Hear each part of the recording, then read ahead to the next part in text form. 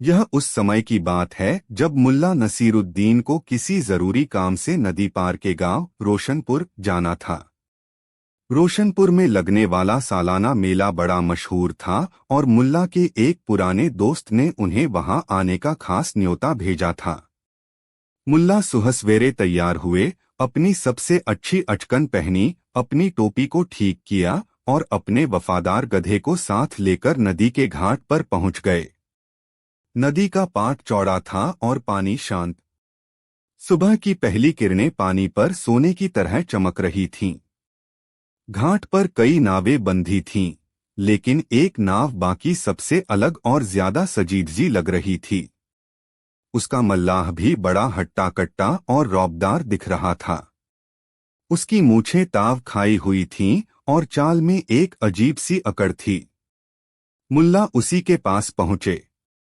अस्सलाम वालेकुम भाईजान, मुल्ला ने अपनी चिरपरिचित मुस्कान के साथ कहा। क्या आप हमें नदी के उस पार रोशनपुर के घाट तक ले चलेंगे? नाविक ने मुल्ला को ऊपर से नीचे तक देखा। उसके चेहरे पर ज्ञान और अनुभव का एक अजीब सा घमंड था। वह बोला, हाँ ले तो चलूंगा, लेकिन मैं कोई ऐसा वैसा मल्लाह नहीं हूँ। मेरा नाम रामदयाल है और इस पूरे इलाके में मुझसे बेहतर नाव कोई नहीं चलाता। मेरा किराया भी औरों से ज्यादा है। मुल्ला ने मुस्कुराते हुए कहा, भाई किराया तो मेहनत का होता है, कम हो या ज्यादा देना तो पड़ेगा ही। बस इतना बता दो कि लोगे कितना? रामदयाल ने अपनी छाती चौड़ी करते हुए कहा, देखो मुल्ला जी, मैं सिर्फ नाव नहीं चलाता, मैं अपने मुसाफिरों का ज्ञान भी बढ़ाता हूँ। सफर के दौरान मैं उनसे बातें करता हूँ, उन्हें दुनिया जहान की खबरें देता हूँ, कविताएं सुनाता हूँ। मेरा सफर सिर्फ सफर नहीं, एक अनुभव होता है। इसलिए मैं 2 दीनार लूंगा। 2 दीनार सुनकर घाट के दूसरे मल्लाहों ने कानाफूसी शुरू कर दी। यह किराया सामान्य से दोगुना था, लेकिन मुल्ला के चेहरे पर कोई शिकन नहीं आई। उन्होंने कहा, ठीक है भाई रामदयाल, जब सफर में ज्ञान भी मिलेगा तो 2 दीनार क्या चीज है। ज्ञान तो अनमोल होता है। मुल्ला की यह बात सुनकर रामदयाल का सीना गर्व से और फूल गया। उसे लगा कि यह मुसाफिर उसकी विद्वता की कदर करता है। उसने बड़ी शान से मुल्ला को अपनी नाव में बैठने का इशारा किया। मुल्ला आराम से नाव में बैठ गए। रामदयाल ने लंगर खोला, चप्पू उठाए और नाव शांत पानी को चीरती हुई आगे बढ़ने लगी। शुरुआत में माहौल बड़ा शांत था। चिड़ियों की आवाज, पानी में चप्पू चलने की छप-छप और दूर से आती गांव की हल्की फुल्की आवाजें। मुल्ला आंखें बंद करके इस शांति का आनंद ले रहे थे। लेकिन रामदयाल को यह खामोशी पसंद नहीं आ रही थी। उसे अपनी विद्वता दिखाने की बेचैनी हो रही थी। उसने अपना गला साफ किया और बोला, मुल्ला जी, आप तो बड़े शांत बैठे हैं। क्या आप जानते हैं कि यह नदी कितनी पुरानी है? मेरे दादाजी कहते थे कि यह नदी सदियों से बह रही है। इसने बड़े बड़े साम्राज्य बनते और बिगड़ते देखे हैं। मुल्ला ने आंखें खोलीं और कहा, वाह, यह तो बड़ी दिलचस्प बात है। नदियां और पहाड़ ही तो दुनिया के असली इतिहासकार होते हैं, चुपचाप सब देखते रहते हैं। रामदयाल को लगा कि बात करने का सही मौका है। उसने अपनी आवाज में थोड़ा और ज्ञान का पुट डालते हुए कहा, बिल्कुल सही कहा आपने। लेकिन इस इतिहास को समझने के लिए भाषा का ज्ञान होना बहुत जरूरी है। भाषा के बिना ज्ञान अधूरा है। और भाषा की आत्मा है व्याकरण। मुल्ला जी, मैं आपसे एक सवाल पूछना चाहता हूं। मुल्ला ने उत्सुकता से कहा, जरूर पूछिए। रामदयाल ने अपना चप्पू कुछ देर के लिए रोका, सीधा बैठा और एक विद्वान की तरह पूछा, क्या आपने कभी व्याकरण का अध्ययन किया है? क्या आप संज्ञा, सर्वनाम, विशेषण और क्रिया के भेद को जानते हैं? मुल्ला ने बड़ी सरलता से अपना सिर हिलाया और कहा, नहीं भाई रामदयाल, मैंने तो कभी स्कूल का मुंह भी ठीक से नहीं देखा। ये संज्ञा सर्वनाम क्या होते हैं, मुझे तो नहीं पता। यह सुनकर रामदयाल के चेहरे पर एक विजी मुस्कान तैर गई। उसने बड़े अफसोस भरे स्वर में अपना सिर हिलाया और कहा, अरे रे रे, यह तो बहुत बुरा हुआ। आपने व्याकरण नहीं पढ़ा। इसका मतलब है कि आपने अपनी 1/4 जिंदगी तो यूं ही बर्बाद कर दी। व्याकरण के बिना तो आप भाषा की सुंदरता और उसकी शक्ति को कभी समझ ही नहीं सकते। मुल्ला चुपचाप मुस्कुरा दिए, लेकिन कुछ बोले नहीं। रामदयाल अपनी ही धुन में मगन था। नाव आगे बढ़ती रही। कुछ देर बाद रामदयाल ने फिर एक सवाल दागा। अच्छा मुल्ला जी, यह बताइए, क्या आपने कभी साहित्य या काव्य शास्त्र पढ़ा है? क्या आप जानते हैं कि छंद, अलंकार और रस क्या होते हैं? गालिब और मीर के शेरों का आनंद लेने के लिए इन सबका ज्ञान होना अनिवार्य है। मुल्ला ने फिर उसी मासूमियत से जवाब दिया, नहीं भाई, मैंने तो कभी कोई कविता की किताब नहीं पढ़ी। मुझे तो बस जो सुनने में अच्छा लगता है सुन लेता हूँ। ये अलंकार और छंद तो बहुत बड़े बड़े शब्द हैं। रामदयाल ने इस बार और जोर से अपना सिर पीटा। हे भगवान, आपने काव्य शास्त्र भी नहीं पढ़ा। तब तो आपने अपनी आधी जिंदगी बर्बाद कर दी। अरे, काव्य के बिना तो जीवन रेगिस्तान की तरह है, सूखा और नीरस। आपको क्या पता कि शब्दों के जादू से कैसे दिल जीते जाते हैं। मुल्ला नसीरुद्दीन अब भी शांत थे। उनके चेहरे पर वही हल्की सी मुस्कान थी, जैसे वह किसी बच्चे की बातों का मजा ले रहे हों। रामदयाल को लगा कि मुल्ला उसकी बातों से प्रभावित हो रहे हैं, शायद शर्मिंदा भी। वह अपनी विद्वता के नशे में चूर था। नदी का लगभग आधा सफर तय हो चुका था। रामदयाल ने चप्पू चलाते चलाते एक और सवाल उछाल दिया। एक आखिरी सवाल मुल्ला जी, क्या आपने कभी दर्शन शास्त्र का ज्ञान प्राप्त किया है? क्या आप जीवन के उद्देश्य, आत्मा परमात्मा के रहस्य और तर्कशास्त्र के नियमों को समझते हैं? अरस्तु और सुकरात जैसे महान दार्शनिकों के विचार पढ़े हैं? मुल्ला ने एक गहरी सांस ली और बोले, रामदयाल भाई, मैं तो एक सीधा सादा आदमी हूँ। सुबह उठता हूँ, अल्लाह का नाम लेता हूँ, अपनी छोटी मोटी जरूरतों के लिए काम करता हूँ और रात को सो जाता हूँ। ये आत्मा परमात्मा की बातें तो बहुत गहरी हैं, मेरी समझ से बाहर हैं। अब तो रामदयाल लगभग चीख ही पड़ा। उसने चप्पू पानी में पटकते हुए कहा, हद हो गई। न व्याकरण, न साहित्य, न दर्शन। मुल्ला जी, आपने तो अपनी 3/4 जिंदगी पानी में बहा दी। आपको तो जीवन का कोई ज्ञान ही नहीं है। आप तो बस सांस ले रहे हैं, जी नहीं रहे। आपका जीवन तो पूरी तरह व्यर्थ है। रामदयाल यह कहकर जोर जोर से हंसने लगा, अपनी जीत पर, अपनी विद्वता पर। मुल्ला बस उसे देखते रहे। कहते हैं, घमंड का सिर हमेशा नीचा होता है। और कभी कभी कुदरत खुद यह काम करने के लिए आगे आती है। जब रामदयाल अपनी विद्वता के शिखर पर बैठा मुल्ला का मजाक उड़ा रहा था, तब नदी और आसमान ने अपना रंग बदलना शुरू कर दिया था। अचानक तेज हवा के झोंके चलने लगे। शांत नदी में ऊंची ऊंची लहरें उठने लगीं।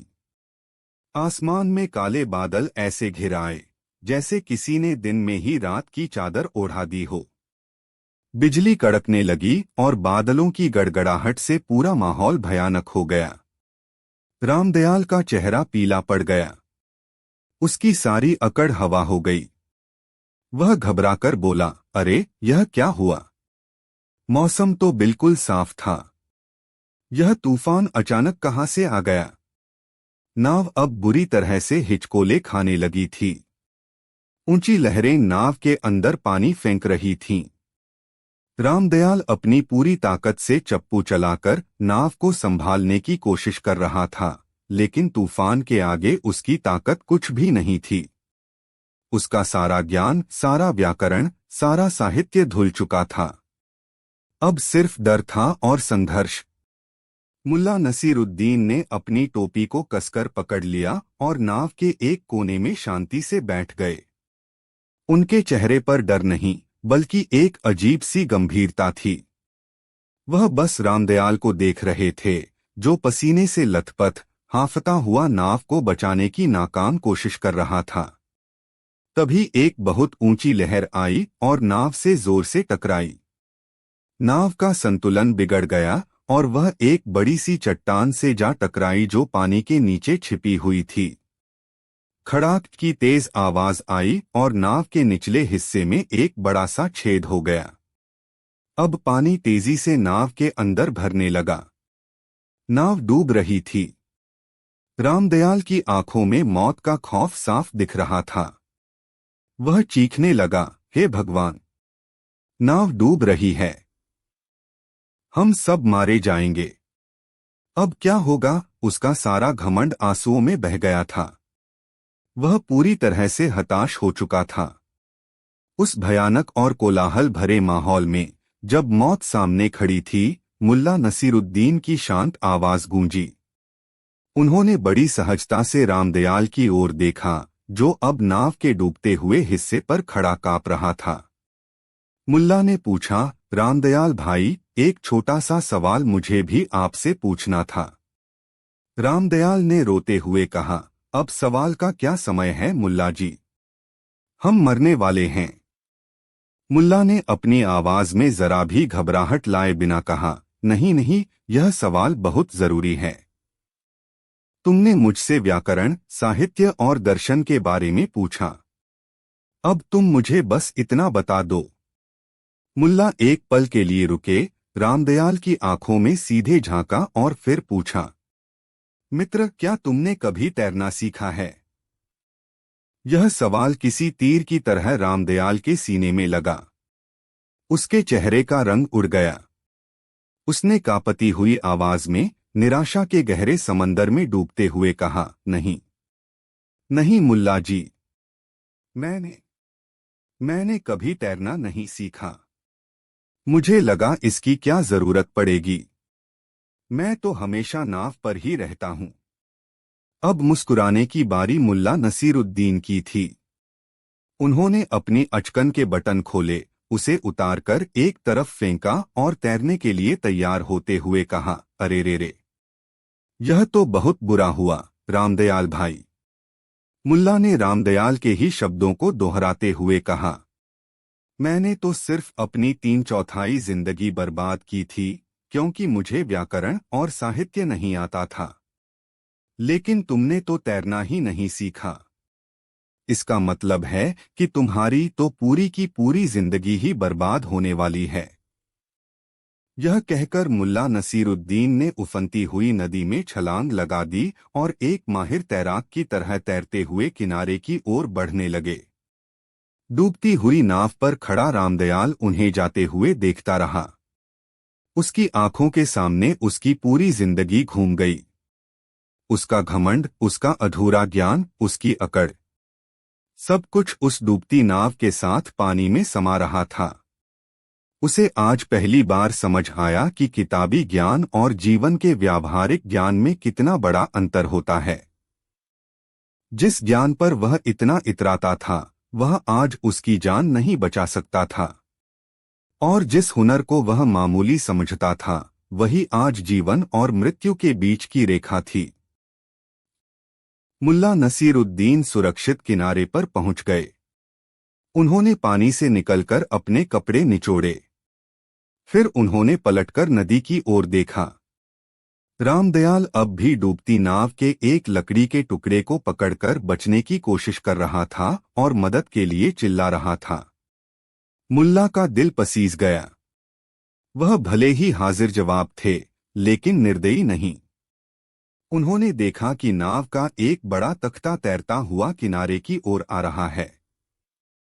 उन्होंने उस तख्ते को पकड़ा और वापस रामदयाल की ओर तैरने लगे।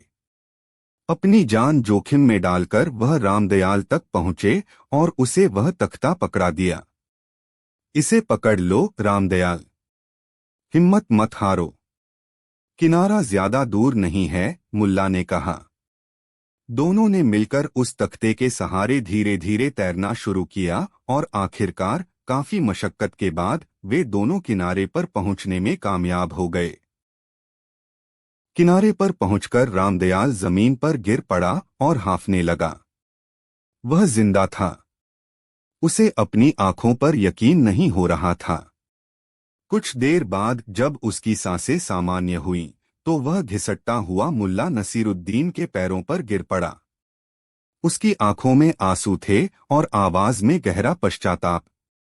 वह बोला, मुल्ला जी, मुझे माफ कर दीजिए। मैं अपने झूठे ज्ञान के घमंड में अंधा हो गया था। मैं आपका मजाक उड़ा रहा था और आप ही ने आज मेरी जान बचाई। आज आपने मुझे जो सबक सिखाया है वह मैं जिंदगी भर नहीं भूलूंगा।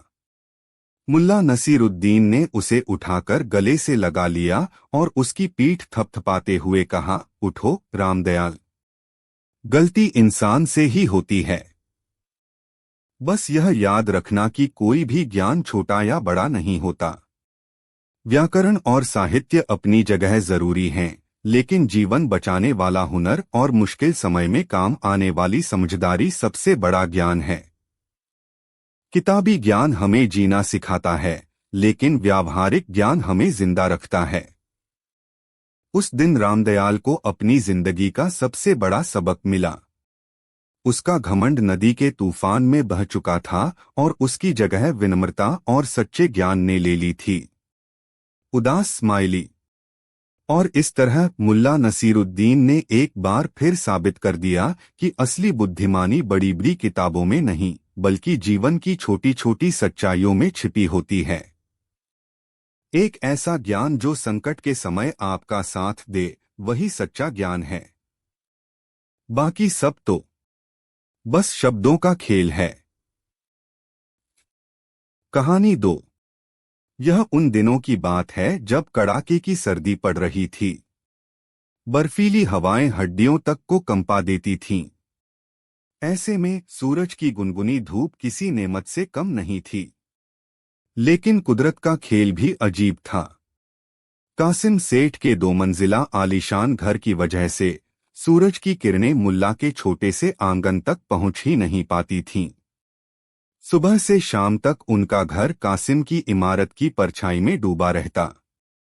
मुल्ला की पत्नी फातिमा अक्सर शिकायत करती, देखिए तो सही, इन सर्दियों में एक तो वैसे ही ठंड जान ले रही है, ऊपर से इस कासिम सेठ के घर ने तो हमारा सूरज ही छीन लिया है। न कपड़े सूखते हैं, न बच्चे धूप में खेल पाते हैं, और न ही अचार पापड़ सुखाने की कोई जगह बची है। मुल्ला अपनी दाढ़ी पर हाथ फेरते और मुस्कुराकर कहते, अरे बेगम, सब्र करो। अल्लाह ने परछाई दी है तो कहीं न कहीं धूप का इंतजाम भी किया ही होगा।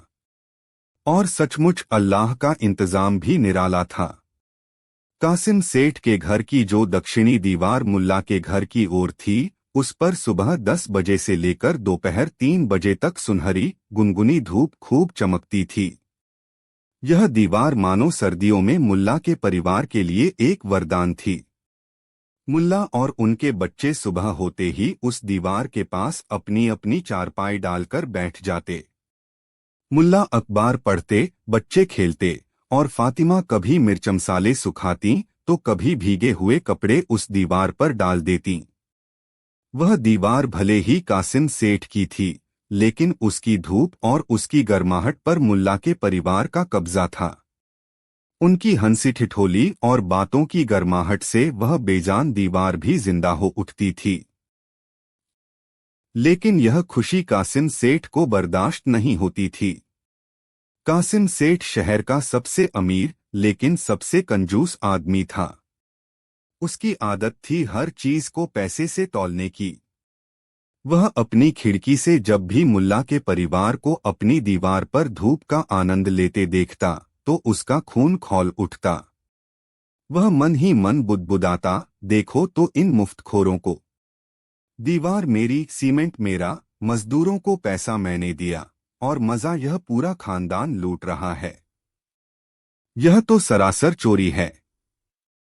मेरी दीवार की धूप का इस्तेमाल कर रहे हैं और मुझे एक पैसा भी नहीं देते। उसकी कंजूसी और जलन दिन ब दिन बढ़ती जा रही थी। पहले तो उसने छोटे मोटे बहाने बनाने शुरू किए। कभी वह जोर से खांसकर उन्हें डिस्टर्ब करता, तो कभी जानबूझकर अपनी खिड़की से धूल झाड़ता। लेकिन मुल्ला का परिवार अपनी ही दुनिया में मगन रहता। आखिरकार एक दिन कासिम सेठ से रहा नहीं गया। उसका सब्र का बांध टूट गया। वह गुस्से में पैर पटकता हुआ अपने घर से निकला और मुल्ला के दरवाजे पर पहुंचकर जोर जोर से दरवाजा पीटने लगा। उस समय मुल्ला और उनके बच्चे दीवार के सहारे बैठकर मूंगफली खा रहे थे। दरवाजा पीटने की आवाज सुनकर मुल्ला उठे और दरवाजा खोला। सामने कासिम सेठ को गुस्से से लाल पीला खड़ा देखकर वह मुस्कुराए। अरे कासिम भाई, सलाम वालेकुम। आइए अंदर आइए। देखिए आज धूप कितनी अच्छी निकली है। आप भी हमारे साथ धूप सेंकिए, मुल्ला ने बड़ी गर्मजोशी से कहा। कासिम ने उनकी बात को अनसुना करते हुए अपनी मोटी आवाज में कहा, बंद करो यह नाटक नसीरुद्दीन। मैं यहाँ धूप सेंकने नहीं, हिसाब करने आया हूँ। हिसाब? कैसा हिसाब कासिम भाई? मुल्ला ने हैरानी से पूछा। कासिम ने अपनी उंगली अपनी दीवार की ओर दिखाते हुए कहा, उस दीवार का हिसाब? वह दीवार मेरी है, समझे? और उस पर पड़ने वाली धूप भी मेरी है। तुम और तुम्हारा पूरा परिवार महीनों से मेरी धूप मुफ्त में इस्तेमाल कर रहे हो। यह चोरी नहीं तो और क्या है? आज से अगर तुम्हें और तुम्हारे परिवार को मेरी दीवार की धूप का इस्तेमाल करना है तो तुम्हें उसका किराया देना होगा। यह सुनकर मुल्ला के साथ साथ गली के जो दो चार लोग तमाशा देख रहे थे वे भी हैरान रह गए। धूप का किराया? यह कैसी बात थी? मुल्ला ने अपनी हंसी को रोकते हुए कहा, कासिम भाई, लगता है आज ठंड आपके दिमाग पर चढ़ गई है। अरे भला, धूप का भी कोई किराया होता है? धूप तो अल्लाह की नेमत है, उस पर सबका हक है। कासिम गुस्से से चीखा, देखो नसीरुद्दीन, मुझे फलसफा मत सिखाओ। धूप अल्लाह की होगी लेकिन दीवार तो मेरी है। धूप मेरी दीवार पर पड़ती है इसलिए वह मेरी हुई। अगर तुम्हें मेरी चीज का इस्तेमाल करना है तो किराया देना पड़ेगा। हर महीने के 10 दीनार। बोलो मंजूर है या नहीं? वरना आज के बाद कोई भी मेरी दीवार के पास नजर आया तो अच्छा नहीं होगा। गली के लोग भी कासिम के लालच को देखकर कानाफूसी करने लगे। कैसा लालची आदमी है, एक ने कहा। हवा और पानी पर भी टैक्स लगा देगा यह तो दूसरे ने जोड़ा। मुल्ला ने एक पल के लिए सोचा। उन्होंने कासिम के लालची चेहरे को देखा, फिर अपने बच्चों के मासूम चेहरों को देखा जो ठंड में ठिठुरने के ख्याल से उदास हो गए थे। मुल्ला के दिमाग में एक शरारत सूझी। उनकी आंखों में एक चमक आई। उन्होंने बड़ा गंभीर चेहरा बनाकर कहा, कासिम भाई, आप कह तो सही रहे हैं। चीज आपकी है तो हक भी आपका ही बनता है। मुझे आपकी शर्त मंजूर है। मैं आपको हर महीने 10 दीनार किराया दूंगा। यह सुनकर कासिम की आंखें चमक उठीं। उसे अपनी जीत पर यकीन नहीं हो रहा था। उसने सोचा, यह मुल्ला तो बड़ा सीधा है, कितनी आसानी से मान गया। गली वाले भी हैरान थे कि मुल्ला इतनी बेतुकी शर्त पर कैसे राजी हो गए। कासिम ने अपनी जीत की अकड़ में कहा, ठीक है, तो फिर इस महीने का किराया एडवांस में कल सुबह तक मेरे पास पहुंच जाना चाहिए। याद रखना, एक भी दिन की देरी मुझे बर्दाश्त नहीं होगी। जरूर जरूर कासिम भाई। कल सुबह आपका किराया आपको मिल जाएगा, मुल्ला ने मुस्कुराते हुए कहा। कासिम सेठ अपनी जीत पर इतराता हुआ अपने घर लौट गया।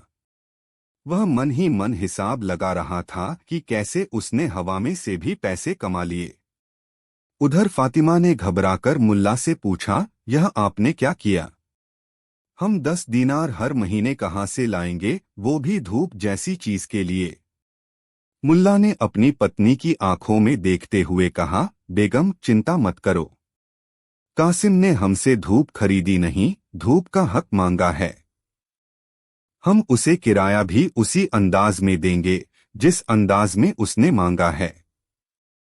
बस तुम कल सुबह का इंतजार करो।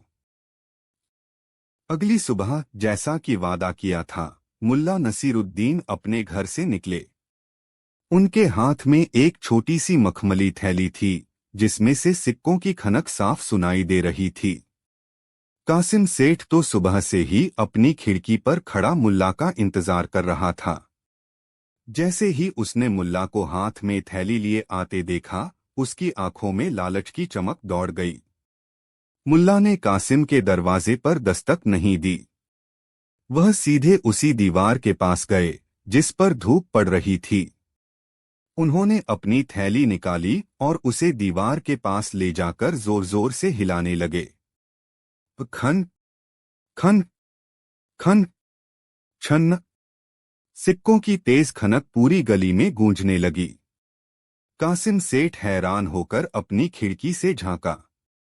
उसने देखा कि मुल्ला उसे पैसे देने के बजाय दीवार को सिक्कों की आवाज सुना रहे हैं। कासिम गुस्से में भागता हुआ बाहर आया और चिल्लाया, यह क्या बकवास है नसीरुद्दीन? मैंने तुमसे किराया मांगा था, यह सिक्कों का शोर नहीं। मुल्ला ने बड़ी मासूमियत से जवाब दिया, कासिम भाई, मैं तो किराया ही दे रहा हूँ। आपने मुझसे अपनी दीवार की धूप का किराया मांगा था, है ना? हाँ, तो पैसे दो, कासिम ने हाथ फैलाते हुए कहा। मुल्ला ने मुस्कुराते हुए कहा, कासिम भाई, जरा अक्ल से काम लीजिए। आपने मुझे क्या बेचा? धूप? क्या आप धूप को पकड़ सकते हैं? क्या आप उसे छू सकते हैं? क्या आप उसे तिजोरी में बंद कर सकते हैं? नहीं न। आपने मुझे एक ऐसी चीज का हक दिया है जिसे सिर्फ महसूस किया जा सकता है। तो मैं भी आपको किराया उसी चीज का दूंगा जिसे सिर्फ महसूस किया जा सकता है, यानी मेरे सिक्कों की आवाज। यह कहकर मुल्ला ने फिर से थैली को दीवार के पास ले जाकर जोर जोर से हिलाया। खन खन खन। सुनिए कासिम भाई, यह है आपका किराया, 10 दीनार की खनक। पूरे महीने सुनते रहिएगा। कासिम सेठ का मुंह खुला का खुला रह गया। वह हक्का बक्का होकर मुल्ला को देखता रहा। उसके पास मुल्ला के इस अजीब तर्क का कोई जवाब नहीं था। गली में जमा हुए लोग अब अपनी हंसी नहीं रोक पा रहे थे। चारों तरफ ठहाके गूंजने लगे। अपनी ऐसी बेइज्जती होते देख कासिम सेठ गुस्से में पैर पटकता हुआ अपने घर में घुस गया और जोर से दरवाजा बंद कर लिया। उस दिन के बाद मुल्ला का परिवार रोज की तरह उस दीवार पर धूप सेंकता और महीने की पहली तारीख को मुल्ला ठीक उसी तरह दीवार को सिक्कों की खनक का किराया चुका देते। लेकिन कहानी यहाँ खत्म नहीं हुई। कासिम सेठ इतनी आसानी से हार मानने वालों में से नहीं था। वह हर रोज मुल्ला के परिवार को घूरता और बदला लेने की तरकीबें सोचता। एक दिन उसके शैतानी दिमाग में एक और विचार आया। अगले दिन जब मुल्ला दीवार को किराया सुनाने आए तो कासिम सेठ बाहर निकला और बोला, ठीक है नसीरुद्दीन, मुझे तुम्हारा यह किराया मंजूर है, लेकिन अब मेरी एक और शर्त है। अब क्या शर्त है? मुल्ला ने पूछा। कासिम ने मक्कारी से मुस्कुराते हुए कहा, देखो, धूप मेरी दीवार पर पड़ती है और तुम उसका इस्तेमाल करते हो। उसी तरह तुम्हारे घर की परछाई भी मेरी जमीन पर पड़ती है। आज से तुम्हें उस परछाई का भी किराया देना होगा। अब तो हद ही हो गई थी। गली वाले भी कासिम के इस नए लालच को देखकर दंग रह गए, लेकिन मुल्ला के चेहरे पर शिकन तक नहीं आई। उन्होंने एक पल सोचा और फिर बोले, ठीक है कासिम भाई, यह भी मंजूर है। आप अपनी दीवार पर धूप का किराया सुनते हैं और मैं आपको अपने घर की परछाई का किराया दिखाऊंगा। अगले दिन मुल्ला ने एक बड़ा सा काला कपड़ा लिया और उसे कासिम सेठ के आंगन में ठीक उस जगह बिछा दिया जहां उनके घर की परछाई पड़ती थी। कासिम ने पूछा, यह क्या है? मुल्ला ने जवाब दिया, यह आपकी परछाई का किराया है। मैंने अपनी परछाई को इस कपड़े से ढक दिया है। अब आप इस ढकी हुई परछाई को अपने पास रख सकते हैं। कासिम सेठ का दिमाग चकरा गया। वह कुछ बोलता उससे पहले ही मुल्ला ने अपनी जेब से एक छोटा सा थैला निकाला। उस थैले में रेत भरी थी। मुल्ला ने वह थैला कासिम के हाथ में थमाते हुए कहा, यह लीजिए, यह मेरे सिक्कों की परछाई है। जैसे धूप का किराया सिक्कों की आवाज, वैसे ही परछाई का किराया सिक्कों की परछाई। अब तो कासिम सेठ की हालत देखने लायक थी। वह पूरी तरह से निरुत्तर हो चुका था। उसे समझ आ गया था कि मुल्ला नसीरुद्दीन की अक्ल के आगे उसकी दौलत और मक्कारी नहीं टिक सकती। लोगों के ठहाकों के बीच वह इतना शर्मिंदा हुआ कि उसने मुल्ला के पैर पकड़ लिए। मुझे माफ कर दो नसीरुद्दीन, मैं लालच में अंधा हो गया था। आज मुझे समझ आया कि कुदरत की बनाई चीजों पर किसी एक का हक नहीं हो सकता। न मुझे धूप का किराया चाहिए, न परछाई का। तुम्हारी और तुम्हारे परिवार की जब मर्जी हो इस दीवार पर धूप सेंक सकते हो। मुल्ला ने उसे उठाकर गले लगा लिया और कहा, कासिम भाई, दौलत कमाना बुरी बात नहीं है, लेकिन दौलत के लालच में इंसानियत भूल जाना सबसे बड़ा गुनाह है। धूप, हवा, पानी, यह सब ऊपर वाले की देन है और इन पर हम सबका बराबर का हक है। उस दिन के बाद कासिम सेठ सचमुच बदल गया। उसने अपनी दौलत को दूसरों की मदद में लगाना शुरू कर दिया और मुल्ला नसीरुद्दीन का परिवार पहले की तरह ही उस दीवार पर सर्दियों की गुनगुनी धूप का आनंद लेता रहा, बिना किसी किराए के। तो यह थी कहानी धूप के किराए की। मुल्ला नसीरुद्दीन ने हमें सिखाया कि लालच का जवाब अक्ल से दिया जा सकता है और दुनिया की कुछ सबसे कीमती चीजें, जैसे धूप की गर्माहट और एक पड़ोसी का प्यार, अनमोल होती हैं। इन्हें पैसों से खरीदा या बेचा नहीं जा सकता। कहानी 3। हर शहर की अपनी एक कहानी होती है और हर कहानी में कुछ किरदार ऐसे होते हैं जो उसे यादगार बना देते हैं। दानागंज शहर भी ऐसा ही था और उसके सबसे यादगार किरदार थे मुल्ला नसीरुद्दीन। मुल्ला की बुद्धिमानी के किस्से हवाओं में घुल चुके थे, लेकिन आज का किस्सा उनकी बुद्धिमानी का नहीं, बल्कि उनके सब्र और अनोखे अंदाज़े बयां का है। यह कहानी है एक कर्ज की, एक वादे की और उस कर्ज को वसूलने के एक ऐसे तरीके की जिसने पूरे शहर को सोचने पर मजबूर कर दिया। कहानी का दूसरा अहम किरदार था करीम सेठ। करीम सेठ शहर का सबसे अमीर आदमी था, लेकिन उसकी अमीरी जितनी बड़ी थी, उसका दिल उतना ही छोटा था। उसकी कंजूसी और वादा खिलाफी के चर्चे भी आम थे। वह लोगों से पैसे उधार लेता, लेकिन जब लौटाने की बारी आती तो उसकी याददाश्त कमजोर हो जाती थी। लोग उससे अपना पैसा मांगने से डरते थे, क्योंकि करीम सेठ न सिर्फ अमीर था, बल्कि बहुत गुस्सैल और अपमान करने में माहिर भी था। बात कुछ 6 महीने पुरानी है। करीम सेठ की इकलौती बेटी की शादी थी। उसने शादी में अपनी शानो शौकत दिखाने के लिए पानी की तरह पैसा बहाया, लेकिन शादी के ऐन मौके पर उसे सोने के 100 सिक्कों, अशर्फियों की तत्काल जरूरत आन पड़ी। उसने शहर के हर अमीर से मदद मांगी, लेकिन उसकी पुरानी आदत की वजह से कोई भी उसे उधार देने को तैयार नहीं हुआ। हारकर वह मुल्ला नसीरुद्दीन के पास पहुंचा। उसने मुल्ला के सामने गिड़गिड़ाने का नाटक किया, अपनी इज्जत का वास्ता दिया और कसम खाई कि ठीक 1 महीने बाद पहली तारीख को ही वह 100 की 100 अशर्फियां लौटा देगा। मुल्ला का दिल नरम था। उन्होंने सोचा कि बेटी की शादी का मामला है, इज्जत दांव पर है, मदद कर देनी चाहिए। उन्होंने अपनी जिंदगी भर की जमा पूंजी, वो 100 सोने की अशर्फियां, बिना किसी लिखापढ़ी के करीम सेठ को दे दी। शादी बड़ी धूमधाम से हुई। पूरा शहर करीम सेठ की अमीरी के गुणगान गा रहा था। 1 महीना बीता, फिर दूसरा, फिर तीसरा। देखते देखते 6 महीने गुजर गए। करीम सेठ ने पैसे लौटाने का नाम तक नहीं लिया। मुल्ला ने पहले कुछ हफ्ते इंतजार किया। फिर उन्होंने करीम सेठ को याद दिलाने के लिए बाजार में टोकना शुरू किया। पहली बार जब मुल्ला ने पैसे मांगे तो करीम सेठ ने बड़ी गर्मजोशी से कहा, अरे मुल्ला जी, आप फिक्र क्यों करते हैं? आपका पैसा मेरे पास अमानत है। बस अगले हफ्ते हिसाब किताब पूरा होते ही आपके घर पहुंच जाएगा। अगला हफ्ता आया और गुजर गया। मुल्ला फिर पहुंचे। इस बार करीम सेठ का लहजा थोड़ा बदला हुआ था।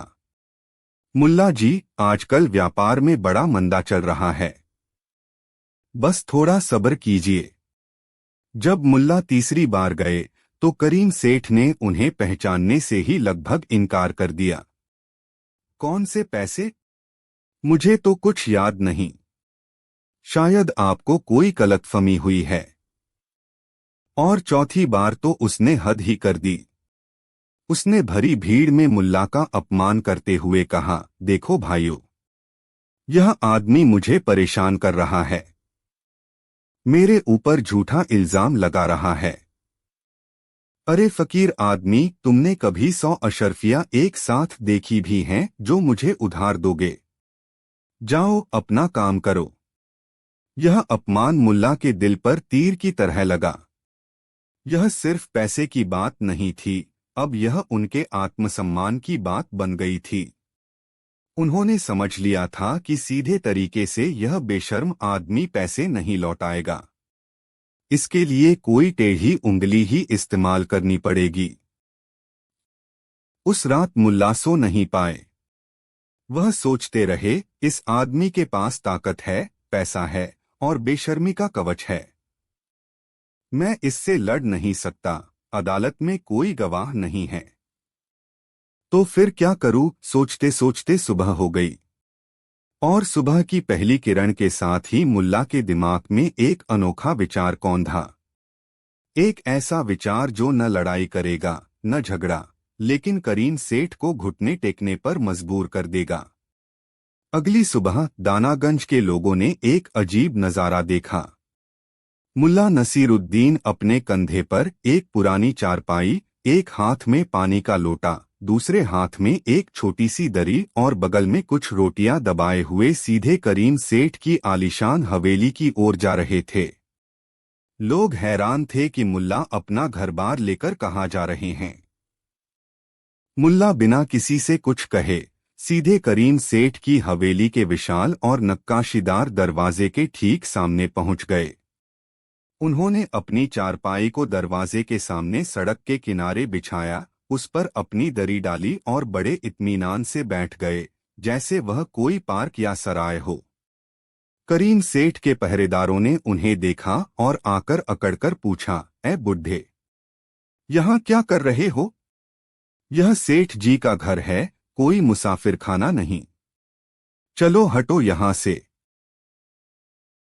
मुल्ला ने बड़ी शांति से जवाब दिया, भाइयों, मैं कहीं जा नहीं रहा, मैं तो बस यहाँ इंतजार करने आया हूँ। किसका इंतजार? पहरेदार ने पूछा। अपने दोस्त करीम सेठ का, मुल्ला ने मुस्कुराते हुए कहा। उन्हें मुझसे कुछ काम था, लेकिन शायद वह भूल गए हैं। मैं यहीं बैठकर उन्हें याद दिलाता रहूंगा। पहरेदारों ने जाकर यह बात करीम सेठ को बताई। करीम सेठ ने अपनी खिड़की से झांका और मुल्ला को अपनी हवेली के सामने डेरा डाले देखकर आगबबूला हो गया। वह बाहर आया और चिल्लाया, नसीरुद्दीन, यह क्या पागलपन है? मेरे दरवाजे के सामने यह सब क्या लगा रखा है?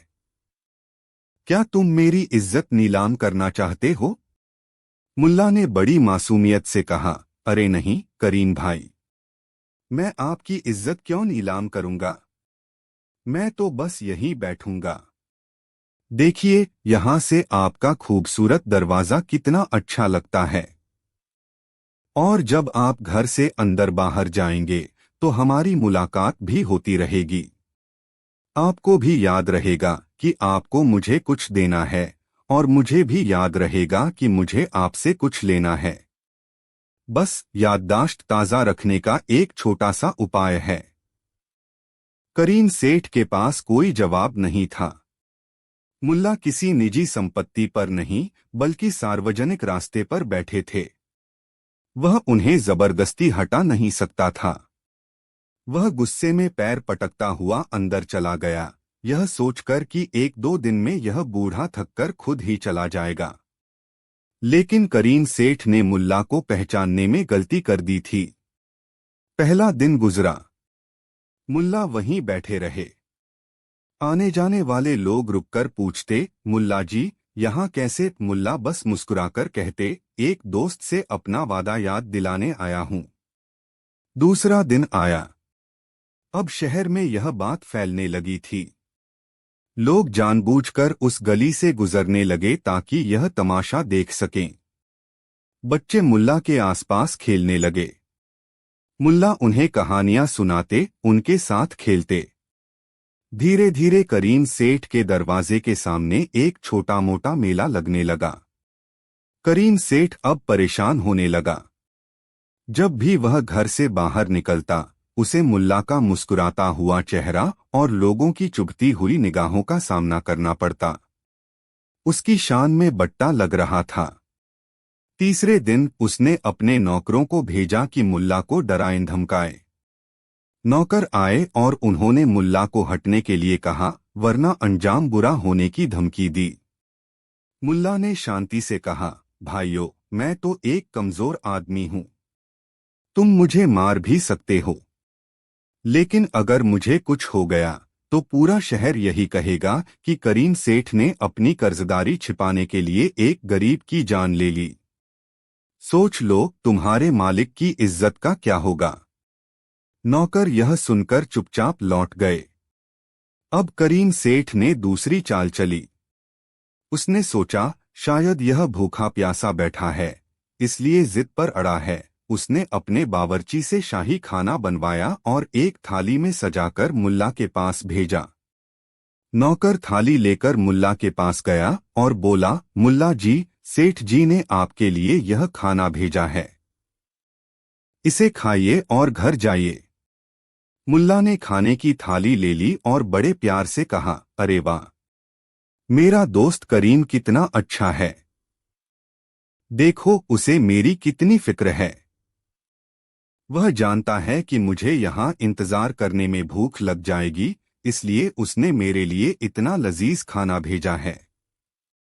यह कहकर मुल्ला ने ऊंची आवाज में आसपास के लोगों से कहा, देखो भाइयों, करीम सेठ का दिल कितना बड़ा है। वह न सिर्फ अपने दोस्तों को उधार देते हैं, बल्कि जब वे अपना पैसा वापस लेने के लिए इंतजार करते हैं तो उनके खाने पीने का भी ख्याल रखते हैं। ऐसा दोस्त किस्मत वालों को ही मिलता है। यह सुनकर करीम सेठ ने अपना माथा पीट लिया। उसकी चाल उसी पर उल्टी पड़ गई थी। अब तो लोग उसे महादानी कहकर उसका मजाक उड़ाने लगे थे। एक हफ्ता बीत गया। मुल्ला का डेरा अब शहर का सबसे चर्चित स्थान बन चुका था। वहां लोग जमा होते, बातें करते। मुल्ला अब वहां एक तरह की चौपाल लगाने लगे थे। वह लोगों की समस्याएं सुनते, उन्हें सलाह देते। करीम सेठ का दरवाजा अब मुल्ला का ठिकाना के नाम से मशहूर हो गया था। करीम सेठ की रातों की नींद और दिन का चैन हराम हो गया। उसके व्यापारिक साझेदार और दोस्त उससे मिलने आते तो पहले उन्हें मुल्ला से होकर गुजरना पड़ता था। हर कोई पूछता, सेठ जी यह क्या माजरा है? करीम सेठ शर्म से पानी पानी हो जाता, लेकिन कुछ कह नहीं पाता। वह अपने ही घर में कैदी बनकर रह गया था। आखिरकार करीम सेठ ने शहर के काजी से शिकायत करने का फैसला किया। वह काजी के पास गया और बोला, हुजूर, नसीरुद्दीन नाम का एक आदमी मेरे घर के बाहर डेरा डालकर बैठ गया है। वह मेरी इज्जत उछाल रहा है और मुझे परेशान कर रहा है। आप उसे वहां से हटवाइए। काजी ने मुल्ला को बुलवाया। दरबार लगा। काजी ने मुल्ला से पूछा, नसीरुद्दीन, तुम करीम सेठ के घर के सामने क्यों बैठे हो? क्या तुम उन्हें परेशान कर रहे हो? मुल्ला ने बड़ी विनम्रता से कहा, नहीं हुजूर, मैं किसी को परेशान नहीं कर रहा। मैं तो बस ताज़ी हवा खाने के लिए वहां बैठता हूं। काजी ने कहा, लेकिन तुम किसी और जगह भी तो बैठ सकते हो, उन्हीं के दरवाजे पर क्यों? मुल्ला ने जवाब दिया, हुजूर, क्या बताऊं? करीम सेठ की हवेली की दीवारें इतनी ऊंची और मजबूत हैं कि उनकी छाव बड़ी ठंडी और सुखद होती है। और जब उनकी रसोई से लजीज खाने की खुशबू आती है तो मेरी आधी भूख तो वैसे ही मिट जाती है। मुझे वह जगह बहुत पसंद आ गई है। मुल्ला का जवाब सुनकर दरबार में बैठे लोग मुस्कुराने लगे। काजी ने गंभीरता से कहा, नसीरुद्दीन, सीधी बात करो, मामला क्या है? तब मुल्ला ने पूरी कहानी सुनाई। हुजूर, 6 महीने पहले मैंने इन्हें अपनी जीवन भर की कमाई 100 सोने की अशर्फिया इनकी बेटी की शादी के लिए उधार दी थीं। इन्होंने 1 महीने में लौटाने का वादा किया था। आज 6 महीने हो गए और यह मुझे पहचानने से भी इनकार कर रहे हैं। मेरे पास कोई गवाह या दस्तावेज नहीं है। मेरे पास बस एक ही रास्ता बचा था, मैं इनके दरवाजे पर बैठ जाऊं ताकि इन्हें मेरा चेहरा देखकर शायद अपना वादा याद आ जाए। करीम सेठ जोर से बोला, यह झूठ है, सरासर झूठ। मैंने इससे कोई पैसा नहीं लिया। काजी ने मुल्ला से पूछा, क्या तुम्हारे पास कोई सबूत है? मुल्ला ने कहा, सबूत तो नहीं है हुजूर, लेकिन मेरा एक सवाल है। क्या? काजी ने पूछा। अगर मैंने इनसे पैसा नहीं लिया होता और मैं सिर्फ एक पागल होता जो इनके दरवाजे पर बैठा है, तो एक अमीर सेठ एक पागल को हटाने के लिए क्या करता? उसे दुत्कार कर भगा देता या पहरेदारों से पिटवा देता। लेकिन करीम सेठ ने ऐसा नहीं किया। इन्होंने तो मेरे लिए रोज शाही खाना भिजवाया। हुजूर, आप ही बताइए, क्या कोई अजनबी फकीर के लिए ऐसा करता है? यह तो वही कर सकता है जिसके दिल में कोई चोर हो, कोई अपराध बोध हो। मुल्ला की यह दलील इतनी मजबूत थी कि काजी भी सोच में पड़ गए। करीम सेठ का चेहरा सफेद पड़ गया, लेकिन काजी कानून से बंधे थे। उन्होंने कहा, नसीरुद्दीन, तुम्हारी बात में दम है, लेकिन बिना सबूत के मैं कुछ नहीं कर सकता। और तुम सार्वजनिक रास्ते पर बैठे हो, इसलिए मैं तुम्हें हटा भी नहीं सकता। फैसला किसी के भी पक्ष में नहीं हुआ। मुल्ला वापस आकर अपनी चारपाई पर बैठ गए। करीम सेठ को लगा कि वह जीत गया, लेकिन असली खेल तो अब शुरू होना था। अगली सुबह मुल्ला एक और चीज लेकर आए, एक छोटा सा तंबू। उन्होंने अपनी चारपाई के ऊपर वह तंबू गाड़ दिया। अब वह धूप और बारिश से भी सुरक्षित थे। यह देखकर करीम सेठ का दिमाग भन्ना गया। 2 दिन बाद मुल्ला अपनी बीवी बच्चों को भी वहीं ले आए। उन्होंने कहा, बेगम, मुझे घर की बड़ी याद आ रही थी। मैंने सोचा क्यों न हम सब यहीं साथ रहें। करीम भाई का घर है, कोई खतरा नहीं है। अब तो हद हो गई। करीम सेठ के दरवाजे के सामने मुल्ला का पूरा परिवार बस गया था। बच्चे खेलते, फातिमा खाना पकाती और मुल्ला लोगों से गपशप करते। करीम सेठ की हवेली का दरवाजा अब एक झुग्गी जैसा लगने लगा। यह करीम सेठ के सब्र का आखिरी इम्तिहान था। अगले हफ्ते उसके कुछ बहुत बड़े व्यापारी दोस्त दूसरे शहर से आने वाले थे। अगर उन्होंने यह नजारा देख लिया तो उसकी इज्जत मिट्टी में मिल जाएगी। उसका सारा व्यापार चौपट हो जाएगा। उस रात करीम सेठ खुद मुल्ला के तंबू के पास आया। उसके चेहरे पर गुस्सा, बेबसी और हार साफ झलक रही थी। उसने धीमी आवाज में कहा, ठीक है नसीरुद्दीन, तुम जीत गए। मैं कल सुबह तुम्हारी 100 अशर्फिया लौटा दूंगा। बस खुदा के लिए अपना यह सर्कस लेकर यहां से दफा हो जाओ। मुल्ला ने मुस्कुराते हुए कहा, करीम भाई, मैंने तो पहले ही कहा था। मैं तो बस आपको आपका वादा याद दिलाने आया था। मुझे खुशी है कि आपको सब याद आ गया। अगली सुबह सूरज निकलने से पहले करीम सेठ ने सोने की अशर्फियों से भरी एक थैली मुल्ला के हाथ में थमा दी। मुल्ला ने एक एक अशर्फी को गिना। पूरी 100 थीं। उन्होंने ऊंची आवाज में, ताकि गली के लोग सुन सकें, कहा, शुक्रिया मेरे प्यारे दोस्त करीम। मैं जानता था कि तुम एक सच्चे और ईमानदार आदमी हो। देखो भाइयों, करीम सेठ ने अपना वादा पूरा किया। अल्लाह इनकी दौलत में और बरकत दे। यह कहकर मुल्ला ने अपना तंबू और चारपाई उठाई और ऐसे चले गए जैसे वहां कभी कुछ हुआ ही नहीं था। करीम सेठ अपनी हवेली के सामने खड़ा था, हाथ में खाली थैली और दिल में गहरी शर्मिंदगी लिए हुए। उसने न सिर्फ अपना कर्ज चुकाया था, बल्कि एक ऐसा सबक भी सीखा था जिसे वह जिंदगी भर नहीं भूल सकता था।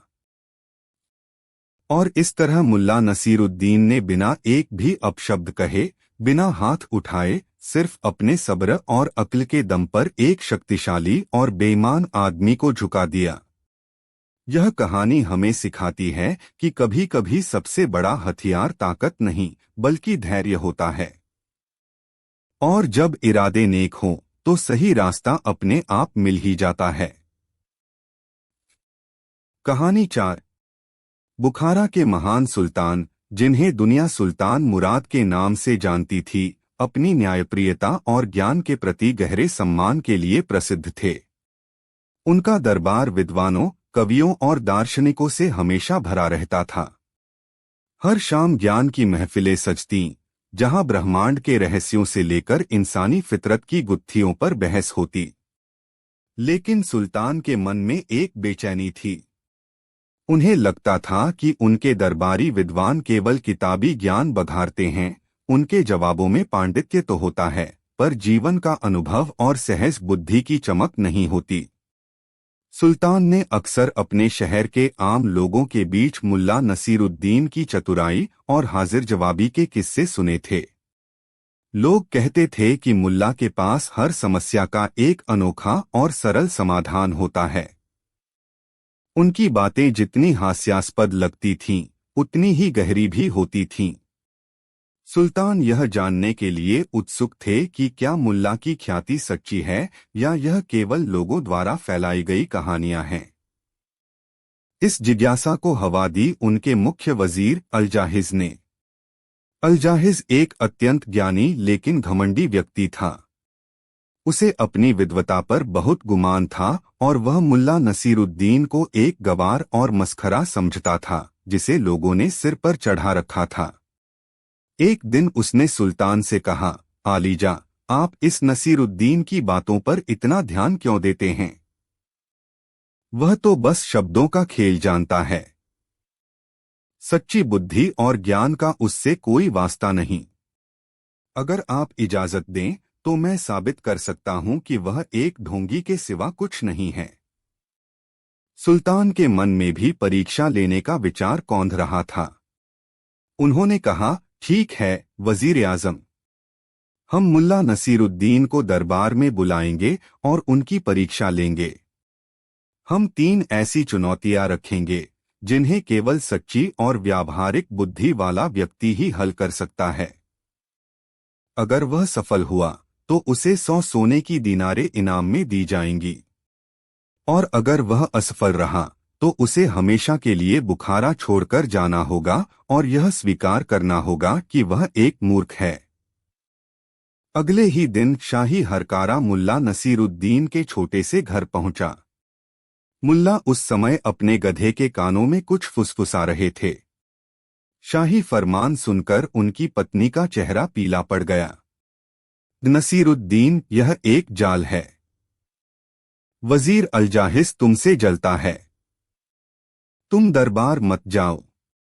मुल्ला ने मुस्कुराते हुए अपनी पत्नी के कंधे पर हाथ रखा और कहा, बेगम, अगर राजा बुलाए और हम न जाएं तो यह उसकी तौहीन होगी, और फिर क्या पता मेरे गधे ने मुझे जो सलाह दी है वह काम आ जाए। चिंता मत करो। अगली सुबह मुल्ला नसीरुद्दीन अपने सबसे साफ लेकिन पैबंद लगे हुए कपड़ों में अपने गधे पर सवार होकर शाही दरबार की ओर चल पड़े। दरबार खचाखच भरा हुआ था। सभी दरबारी यह तमाशा देखने के लिए उत्सुक थे कि कैसे आज इस तथाकथित बुद्धिमान की धज्जियां उड़ाई जाएंगी। मुल्ला ने सुल्तान के सामने झुककर 3 बार सलाम किया। सुल्तान मुराद ने अपनी गंभीर आवाज में कहा, मुल्ला नसीरुद्दीन, हमने तुम्हारी बुद्धि के बारे में बहुत सुना है। आज हम उसे परखना चाहते हैं। तुम्हारे सामने 3 चुनौतियां हैं। क्या तुम तैयार हो? मुल्ला ने सहजता से उत्तर दिया, जहां पनाह, मैं तो हमेशा सीखने के लिए तैयार रहता हूं। हुक्म कीजिए। पहली परीक्षा, धुएं का वजन। सुल्तान ने अपनी पहली चुनौती पेश की। नसीरुद्दीन, मेरे शाही बावर्ची खाने की चिमनी से दिन रात धुआं निकलता है। मेरे ज्ञानी दरबारी सोना, चांदी, अनाज सब कुछ तौल सकते हैं। मैं चाहता हूं कि तुम कल इसी समय तक उस चिमनी से निकले एक मन लगभग 40 किलो धुएं का वजन करके मेरे सामने पेश करो। यह सुनते ही पूरे दरबार में हंसी का फव्वारा छूट गया। वजीर अलजाहिज ने अपनी दाढ़ी पर हाथ फेरते हुए विजी मुस्कान दी। धुएं को कैसे तौला जा सकता है? वह तो हवा में उड़ जाता है, उसे पकड़ना ही असंभव है, तौलना तो दूर की बात है। यह एक असंभव कार्य था। मुल्ला के चेहरे पर कोई शिकन नहीं आई। उन्होंने शांति से कहा, हुजूर, आपका हुक्म सर आंखों पर।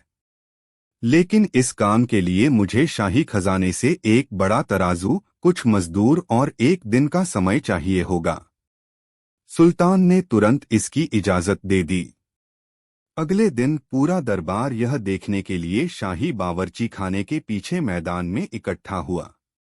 मुल्ला ने मजदूरों से एक बहुत बड़ा गड्ढा खुदवाया। फिर उन्होंने एक भारी भरकम पत्थर के टुकड़े को एक तरफ रखकर तराजू को संतुलित किया। उन्होंने पत्थर का वजन करवाया, जो ठीक 1 मन था। अब मुल्ला ने मजदूरों को आदेश दिया कि वे बावर्ची खाने की चिमनी से निकलने वाले धुएं को किसी तरह उस गड्ढे में इकट्ठा करें। मजदूर हैरान थे, यह कैसे हो सकता है? लेकिन मुल्ला ने उन्हें लकड़ियों और गीली पत्तियों का एक ढेर गड्ढे में जलाने को कहा। जल्द ही गड्ढे से घना धुआं उठने लगा। वजीर अलजाहिज ने ताना कसा, यह क्या कर रहे हो नसीरुद्दीन? यह तो नया धुआं है, चिमनी का नहीं। मुल्ला ने जवाब दिया, वजीर साहब, धुआं तो धुआं होता है, चाहे वह चिमनी से निकले या गड्ढे से। सुल्तान ने धुएं का वजन करने को कहा है, यह नहीं बताया कि धुआं कहाँ का होना चाहिए। इसके बाद मुल्ला ने जो किया, उसे देखकर सबकी आंखें फटी रह गईं। उन्होंने मजदूरों से उस 1 मन के पत्थर को उठवाकर उस धुएं से भरे गड्ढे में रखवा दिया। फिर वह सुल्तान की ओर मुड़े और बोले, जहां पनाह, आपका काम हो गया। सुल्तान ने हैरानी से पूछा, कैसे? तुमने धुआं कहाँ तौला? मुल्ला ने बड़ी मासूमियत से जवाब दिया, आलीजा, मैंने 1 मन का पत्थर इस धुएं के ढेर में रख दिया है। अब यह धुआं जहां भी जाएगा, अपने साथ 1 मन का वजन लेकर जाएगा। मैंने धुएं का वजन कर दिया है। अब इसे संभालना आपके कर्मचारियों का काम है। पूरे दरबार में सन्नाटा छा गया। फिर सुल्तान मुराद जोर से हंस पड़े। यह जवाब किसी तर्क या विज्ञान पर आधारित नहीं था, बल्कि यह शुद्ध और व्यावहारिक बुद्धि का एक उत्कृष्ट नमूना था। मुल्ला ने सवाल के शाब्दिक अर्थ को पकड़कर उसे एक ऐसे कोण से घुमाया था जिसकी किसी ने कल्पना भी नहीं की थी। वजीर अलजाहिज का चेहरा देखने लायक था। सुल्तान ने घोषणा की, मुल्ला, तुम पहली परीक्षा में सफल हुए। दूसरी परीक्षा कुछ भी नहीं और सब कुछ। वजीर अलजाहिज इस हार से तिलमिला गया। उसने सुल्तान के कान में फुसफुसाया, हुजूर, यह तो बस चालाकी थी। असली परीक्षा तो दर्शन और ज्ञान की होनी चाहिए। सुल्तान ने सहमति में सिर हिलाया। उन्होंने मुल्ला को दरबार के बगल में बने एक खाली अंधेरे कमरे में ले जाकर कहा, नसीरुद्दीन, तुम्हारी दूसरी चुनौती यह है। तुम्हें इस कमरे को पूरी तरह से भरना है। लेकिन शर्त यह है कि तुम इसे जिस चीज से भरोगे वह कुछ भी नहीं होनी चाहिए, लेकिन साथ ही वह सब कुछ भी होनी चाहिए। तुम्हारे पास आज शाम तक का समय है। यह चुनौती पहले से भी ज्यादा मुश्किल थी। एक ऐसी चीज जो कुछ भी न हो और सब कुछ भी हो। यह तो एक पहेली थी जिसका कोई सिर पैर नहीं था। दरबारी आपस में कानाफूसी करने लगे। कोई कहता हवा से भर दो, लेकिन हवा तो पहले से ही है। कोई कहता पानी से भर दो, लेकिन पानी कुछ भी नहीं कैसे हो सकता है। मुल्ला ने एक बार फिर सुल्तान से कुछ चीजों की मांग की। हुजूर, मुझे बस एक मोमबत्ती और एक दिया सिलाई चाहिए। सुल्तान ने हैरान होकर पूछा, बस इतना ही? जी हुजूर, मुल्ला ने उत्तर दिया। शाम को जब सूरज ढल गया, सुल्तान और पूरा दरबार उस कमरे के बाहर इकट्ठा हुए। कमरा अंदर से पूरी तरह अंधकार में डूबा था। सुल्तान ने पूछा, मुल्ला, क्या तुमने कमरा भर दिया? मुल्ला ने दरवाजा खोला और कहा, जी जहांपना। सबने अंदर झांका। कमरा वैसा ही खाली और अंधेरा था। वजीर चिल्लाया, धोखा! इसने कुछ नहीं किया। कमरा तो खाली है। मुल्ला मुस्कुराए। उन्होंने जेब से मोमबत्ती निकाली और उसे जला दिया। एक ही पल में मोमबत्ती की छोटी सी लौ से निकली रोशनी ने पूरे कमरे के कोने कोने को भर दिया। अंधेरे का नामोनिशान मिट गया। मुल्ला ने शांति से कहा, जहांपनाह, मैंने इस कमरे को रोशनी से भर दिया है। रोशनी सब कुछ है, क्योंकि इसके बिना हम कुछ नहीं देख सकते। यह दुनिया को दृश्यमान बनाती है। और रोशनी कुछ भी नहीं है, क्योंकि इसका कोई वजन नहीं, यह कोई जगह नहीं घेरती और आप इसके आर पार जा सकते हैं। यह इस कमरे में हर जगह मौजूद है, फिर भी कमरा भौतिक रूप से खाली है। सुल्तान मुराद अपनी गद्दी से उठ खड़े हुए। उनकी आंखों में प्रशंसा और आश्चर्य का भाव था। मुल्ला ने एक दार्शनिक पहेली का इतना सुंदर और सरल समाधान प्रस्तुत किया था। उन्होंने साबित कर दिया था कि बुद्धि केवल किताबों में नहीं, बल्कि जीवन की साधारण चीजों को देखने के नजरिए में होती है। अद्भुत नसीरुद्दीन! अद्भुत! सुल्तान ने कहा। तुम दूसरी परीक्षा में भी सफल हुए। तीसरी और अंतिम परीक्षा, सल्तनत का सबसे बड़ा मूर्ख। अब वजीर अलजाहिज का चेहरा गुस्से और अपमान से लाल हो चुका था। उसने अपनी आखिरी चाल चली। आलीजा, यह सब तो दिमागी कसरत है। एक सच्चे बुद्धिमान की पहचान इंसानों को परखने की क्षमता से होती है। इसे एक ऐसा काम दीजिए जो इसकी समझ की गहराई को परखे। सुल्तान ने कुछ देर सोचा और फिर एक ऐसी चुनौती दी जो सबको हिला गई। नसीरुद्दीन, यह तुम्हारी अंतिम और सबसे कठिन परीक्षा है। मैं तुम्हें 1 महीना का समय, एक शाही घोड़ा और यात्रा के लिए पर्याप्त धन देता हूं। तुम मेरी पूरी सल्तनत में घूमो, हर शहर, हर गांव जाओ, और 1 महीने बाद लौटकर मुझे मेरी सल्तनत के 4 सबसे बड़े मूर्खों की सूची दो। यह एक खतरनाक काम था। किसी को मूर्ख कहना, खासकर अगर वह कोई अमीर या ताकतवर व्यक्ति हो, तो अपनी जान जोखिम में डालने जैसा था। और 4 मूर्खों को ढूंढना भी कोई आसान काम नहीं था। मुल्ला ने सिर झुकाकर कहा, जो हुक्म, जहांपनाह, और शाही घोड़ा लेकर अपनी यात्रा पर निकल पड़े। पूरे 1 महीने तक मुल्ला ने सल्तनत का कोना कोना छान मारा। वह अमीरों की हवेलियों में भी गए और गरीबों की झोपड़ियों में भी। वह बाजारों में घूमे, किसानों से बात की और हर तरह के लोगों के जीवन को करीब से देखा।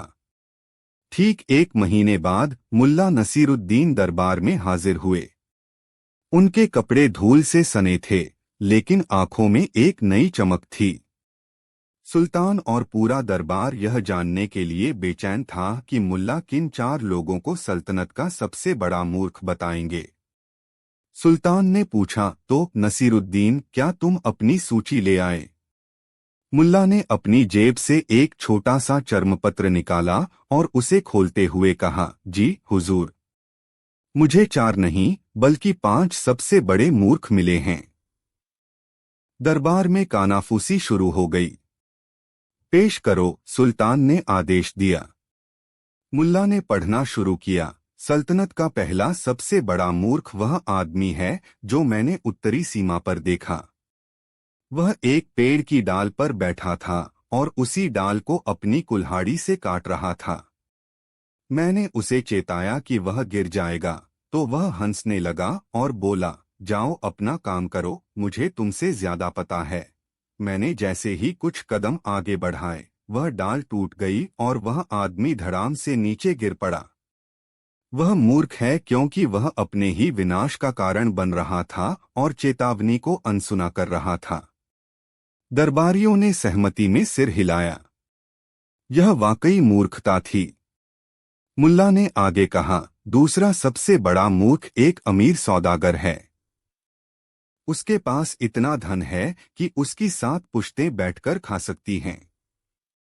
फिर भी वह दिन रात और धन कमाने के लिए अपनी सेहत, अपने परिवार और अपनी नींद की कुर्बानी देता है। वह उस धन को इकट्ठा कर रहा है जिसका आनंद उठाने के लिए उसके पास समय ही नहीं है। वह मूर्ख है क्योंकि वह साधन को ही साध्य मान बैठा है। सुल्तान गंभीर हो गए। यह बात भी सच थी। तीसरा सबसे बड़ा मूर्ख, जहांपनाह, वह बूढ़ा किसान है जो अपने खेत में खजाने की तलाश में दिन रात खुदाई करता रहता है। किसी ने उसे अफवाह सुनाई थी कि उसके पुरखों ने वहां सोना दबाया था। इस चक्कर में वह अपनी उपजाऊ जमीन पर फसल उगाना भूल गया है और उसका परिवार भूखों मर रहा है। वह एक अनिश्चित भविष्य के लिए अपने निश्चित वर्तमान को बर्बाद कर रहा है। अब सबकी उत्सुकता चरम पर थी। चौथा और 5वां मूर्ख कौन था? मुल्ला ने एक गहरी सांस ली, अपनी नजरें उठाईं और सीधे सुल्तान की आंखों में देखते हुए कहा, जहांपनाह, इस सल्तनत का चौथा सबसे बड़ा मूर्ख आप स्वयं हैं। यह सुनते ही दरबार में जैसे भूचाल आ गया। तलवारें खींच गईं।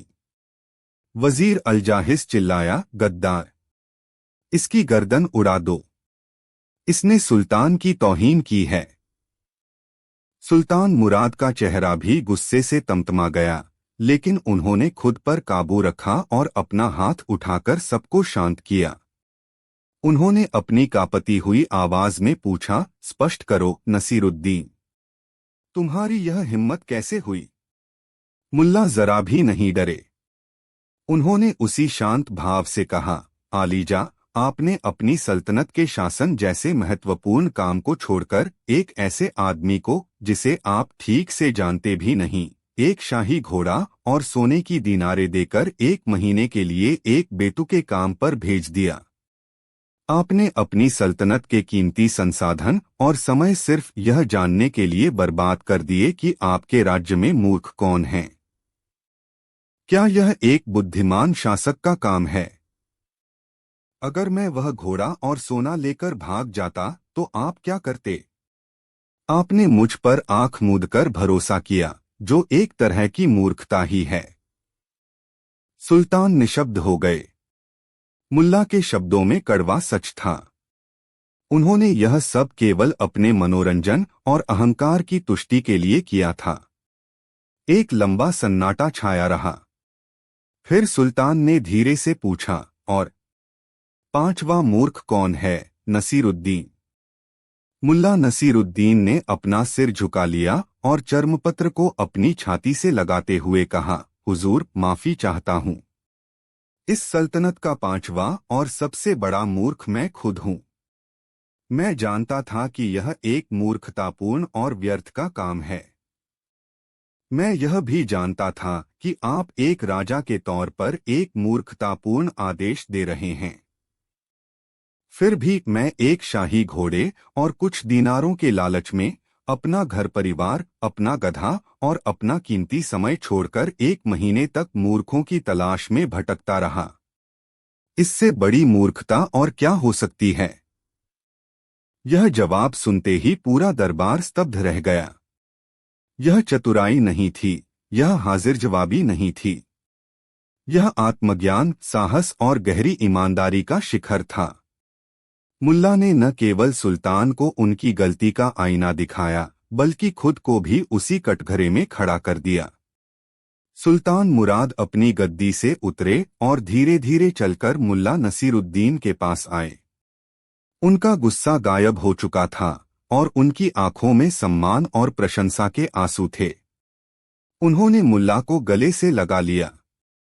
नसीरुद्दीन, सुल्तान ने भरे हुए गले से कहा, तुमने आज मेरी आंखें खोल दी। तुमने साबित कर दिया कि सच्ची बुद्धि दूसरों में दोष ढूंढने में नहीं, बल्कि अपने भीतर झांकने में है। तुम तीनों परीक्षाओं में सफल हुए। वजीर, इन्हें 100 नहीं, 500 सोने की दीनारें दी जाएं। उन्होंने वजीर अलजाहिज की ओर देखा, जिसका सिर शर्म से झुका हुआ था। सुल्तान समझ गए थे कि असली मूर्ख कौन है।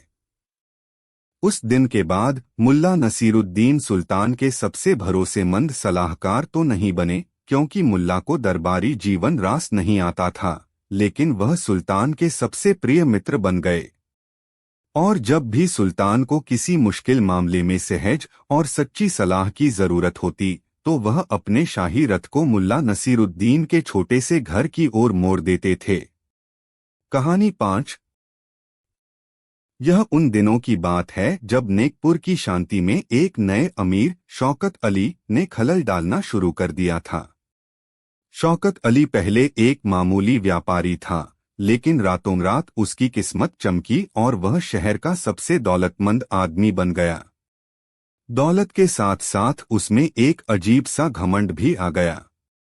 उसने कस्बे के बीचों बीच एक ऐसी आलीशान हवेली बनवाई जिसकी चमक गरीबों की आंखों में चुभती थी। शौकत अली की जिंदगी का बस एक ही मकसद था, लोगों को यह दिखाना कि वह कितना अमीर और महत्वपूर्ण है। वह हर बात में अपनी दौलत का प्रदर्शन करता। उसके कपड़े, उसके घोड़े, यहाँ तक कि उसके नौकरों की वर्दी भी शहर में चर्चा का विषय थी। जल्द ही शौकत अली को अपनी अमीरी का सबसे बड़ा प्रदर्शन करने का मौका मिल गया। उसके इकलौते बेटे की शादी तय हुई। उसने फैसला किया कि यह शादी ऐसी होगी जिसे नेकपुर के लोग सदियों तक याद रखेंगे। उसने दूसरे देशों से बावर्ची बुलवाए, सजावट के लिए कीमती फूल मंगवाए और शादी का न्योता सूबे के गवर्नर तक को भेजा। शादी के दिन नजदीक आ रहे थे और शौकत अली की बेचैनी बढ़ती जा रही थी। उसे इस बात की चिंता थी कि गवर्नर उसकी मेहमानवाजी के बारे में क्या सोचेंगे। इसी दिखावे की होड़ में वह कस्बे के उन पुराने दोस्तों और पड़ोसियों को भी न्योता दे रहा था, जिन्हें वह अमीर बनने के बाद भूल चुका था। इन्हीं लोगों में से एक थे मुल्ला नसीरुद्दीन। एक शाम शौकत अली अपने 2 अंगरक्षकों के साथ मुल्ला के छोटे से साधारण घर पहुंचा। मुल्ला उस समय अपने गधे को सहला रहे थे। शौकत अली ने अपनी नाक पर रुमाल रखते हुए बड़ी बेरुखी से एक न्योता मुल्ला की ओर बढ़ाया। नसीरुद्दीन, यह मेरे बेटे की शादी का न्योता है। परसों शाम दावत है, वक्त पर पहुंच जाना। गवर्नर साहब भी आ रहे हैं, तो मैं नहीं चाहता कि मेरे मेहमानों में कोई भी अजीबोगरीब दिखे, उसने मुल्ला के सादे कपड़ों पर ताना कसते हुए कहा। मुल्ला ने मुस्कुराकर न्योता ले लिया। शुक्रिया शौकत भाई, मैं जरूर आऊंगा। तुम्हारे बेटे की खुशी में शामिल होना तो मेरा फर्ज है। शौकत अली ने कोई जवाब नहीं दिया, बस घमंड से मुस्कुराया और अपनी हवेली की ओर लौट गया। शादी का दिन आया। शौकत अली की हवेली दुल्हन की तरह सजी थी। हर तरफ कीमती कालीन, रेशमी पर्दे और सोने चांदी के बर्तनों की चमक थी। मेहमान भी एक से बढ़कर एक कीमती पोशाकें पहनकर आए थे। ऐसा लग रहा था मानो दौलत और दिखावे की कोई प्रतियोगिता चल रही हो। शौकत अली दरवाजे पर खड़ा हर आने वाले मेहमान को देख रहा था। उसकी नजरें बस गवर्नर के आने का इंतजार कर रही थीं। तभी उस भीड़ में मुल्ला नसीरुद्दीन हुए। वह अपने रोजमर्रा के कपड़ों में थे, एक साधारण सा कुर्ता पाजामा और सिर पर पुरानी टोपी। कपड़े साफ थे, लेकिन उनमें अमीरी की कोई झलक नहीं थी। जैसे ही शौकत अली की नजर मुल्ला पर पड़ी, उसका चेहरा गुस्से से लाल हो गया। उसने इशारा करके अपने पहरेदारों को बुलाया। पहरेदारों ने मुल्ला का रास्ता रोक लिया। रुको, तुम अंदर नहीं जा सकते। मुल्ला ने हैरानी से कहा, क्यों भाई? मुझे तो खुद शौकत अली ने न्योता दिया है। तभी शौकत अली खुद वहां आ गया। उसने भरी महफिल में मुल्ला को अपमानित करते हुए कहा, नसीरुद्दीन, मैंने तुम्हें दावत में बुलाया था, अपनी बेइज्जती कराने के लिए नहीं। देखो अपने कपड़े, ऐसा लगता है जैसे सीधे खेत से उठकर चले आए हो। यह अमीरों की महफिल है, यहाँ तुम्हारे जैसे गरीबों के लिए कोई जगह नहीं है। जाओ यहाँ से, और जब ढंग के कपड़े पहनना सीख जाओ, तब किसी दावत में आना।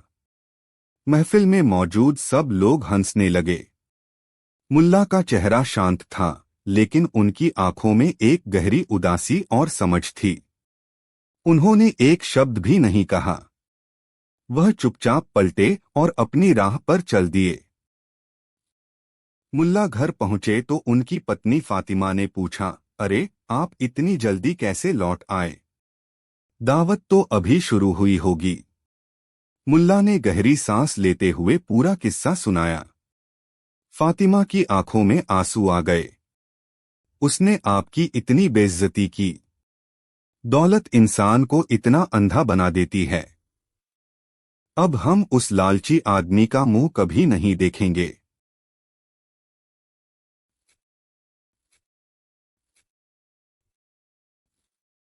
मुल्ला ने अपनी पत्नी के कंधे पर हाथ रखा और मुस्कुराए। उनकी आंखों में एक शरारत भरी चमक थी। नहीं बेगम, हम दावत में जरूर जाएंगे। शौकत अली ने मुझे नहीं, मेरे कपड़ों को बाहर निकाला है, तो अब मैं उसे वही दूंगा जो वह देखना चाहता है। मुल्ला उठे और अपनी पुरानी संदूक खोली। उसमें से उन्होंने एक भारी मखमली अचकन निकाली जो उनके दादा की थी और कभी किसी अमीर नवाब ने उन्हें तोहफे में दी थी। वह अचकन सोने के तारों से कढ़ी हुई थी, उस पर कीमती पत्थर जड़े थे और उसकी चमक देखने लायक थी। मुल्ला ने वह शाही अचकन पहनी, सिर पर एक रेशमी पगड़ी बांधी और पैरों में नक्काशीदार जूतियां पहनी। अब वह कोई साधारण मुल्ला नहीं, बल्कि किसी रियासत के राजकुमार लग रहे थे। फातिमा उन्हें देखकर हैरान रह गईं। यह सब क्या है? मुल्ला ने अपनी पगड़ी ठीक करते हुए कहा, आज दावत मेरे लिए नहीं, मेरे इस कोट के लिए है। चलो देखें कि शौकत अली अब इसका स्वागत कैसे करता है। जब मुल्ला नसीरुद्दीन दोबारा शौकत अली की हवेली के दरवाजे पर पहुंचे, तो माहौल ही बदल गया। वही पहरेदार जो कुछ देर पहले उन्हें रोक रहे थे, अब उन्हें देखकर अदब से झुक गए। माफ करना हुजूर, हम आपको पहचान नहीं पाए थे, एक ने कहा। शौकत अली ने जैसे ही इस शाही मेहमान को देखा, वह दौड़ता हुआ आया। लेकिन पास आकर जब उसने देखा कि यह तो मुल्ला नसीरुद्दीन है, तो वह हक्का बक्का रह गया। पर मुल्ला के कीमती लिबास की चमक ने उसकी आंखों को अंधा कर दिया था। उसे लगा कि शायद उसने पहले पहचानने में गलती कर दी थी। वह लगभग गिड़गिड़ाते हुए बोला, मुल्ला। अरे मतलब जनाब, माफ करना, मैंने आपको पहचाना नहीं। मुझसे बहुत बड़ी गलती हो गई। आइए आइए, महफिल की शान तो आप ही से है। शौकत अली खुद मुल्ला को हाथ पकड़कर अंदर ले गया। उसने मुल्ला को सबसे खास जगह पर बिठाया, ठीक सूबे के गवर्नर के बगल में। जो लोग कुछ देर पहले मुल्ला पर हंस रहे थे, अब वे हसरत भरी नजरों से उन्हें देख रहे थे और कानाफूसी कर रहे थे, यह जरूर कोई बहुत बड़ा आदमी है। दावत शुरू हुई। एक से बढ़कर एक लजीज पकवान परोसे जाने लगे। सोने चांदी की तश्तरियों में केसर की खुशबू वाले पुलाव, मेवों से भरे कोरमे और तरह तरह की मिठाइयां लाई गईं। शौकत अली खुद मुल्ला की खिदमत में लगा हुआ था। जनाब, यह खास ईरानी पुलाव चखिए। यह कोरमा कास आपके लिए बनवाया है। मुल्ला मुस्कुराते रहे। फिर उन्होंने एक ऐसा काम किया जिसे देखकर पूरी महफिल की सांसें अटक गईं। मुल्ला ने अपनी तश्तरी से एक बड़ा चम्मच पुलाव उठाया और उसे खाने के बजाय अपनी कीमती अचकन की जेब में डालने लगे। उन्होंने कोरमे का एक टुकड़ा उठाया और उसे अपनी आस्तीन स्लीव पर मलते हुए बोले, ले मेरे प्यारे कोट, तू खा। यह दावत तेरे लिए ही तो है। फिर उन्होंने शरबत का गिलास उठाया और थोड़ा सा अपनी रेशमी पगड़ी पर डालते हुए कहा, ले पगड़ी, तू भी पी ले, प्यासी होगी। यह नजारा देखकर सब हैरान रह गए। शौकत अली का मुंह खुला का खुला रह गया। गवर्नर भी बड़ी हैरानी से मुल्ला को देख रहे थे। महफिल में एकदम सन्नाटा छा गया। शौकत अली ने हिम्मत करके कांपती हुई आवाज में पूछा, मुल्ला, यह आप क्या कर रहे हैं? खाना तो खाने के लिए होता है, कपड़ों पर लगाने के लिए नहीं। आप पागल तो नहीं हो गए? अब बोलने की बारी मुल्ला की थी। वह अपनी जगह पर खड़े हुए। उनकी आवाज शांत थी, लेकिन उसमें एक ऐसी ताकत थी जो पूरी महफिल में गूंज गई। उन्होंने शौकत अली की आंखों में सीधे देखते हुए कहा, मैं पागल नहीं हूं शौकत भाई। मैं तो बस उसे ही खाना खिला रहा हूं जिसे तुमने दावत पर बुलाया है। शौकत अली ने कहा, मैंने तो आपको बुलाया था। मुल्ला जोर से हंसे। मुझे नहीं। जब मैं कुछ देर पहले अपने सादे कपड़ों में आया था, तो तुमने मुझे धक्का देकर बाहर निकाल दिया था। तुमने मेरा नहीं, मेरे कपड़ों का अपमान किया था। लेकिन जब मैं यह कीमती कोट पहनकर आया, तो तुमने मुझे सिर पर बिठा लिया।